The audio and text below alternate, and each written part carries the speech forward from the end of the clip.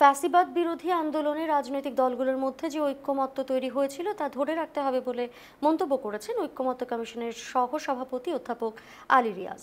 জাতীয় সংসদের এলডি হলে বাংলাদেশের সমাজতান্ত্রিক দল বাসদের সঙ্গে সংলাপের সূচনা বক্তব্যে এই কথা বলেন তিনি। আলী রিয়াজ বলেন, ফ্যাসিবাদী শাসনের একটি পর্যায়ের অবসান ঘটেছে, রাষ্ট্র পর্যায়ের প্রক্রিয়ার সূচনা হচ্ছে। এটি দ্রুত শুরু করা ঐক্যমত্য কমিশনের লক্ষ্য। তিনি বলেন, ফ্যাসিবাদ বিরোধী আন্দোলনে যে ঐক্যমত্য তৈরি হয়েছিল তা ধরে রাখতে হবে। এই সহযোগিতার মাধ্যমে জাতীয় সনদ তৈরি হবে যা আগামীর বাংলাদেশকে পথ দেখাবে।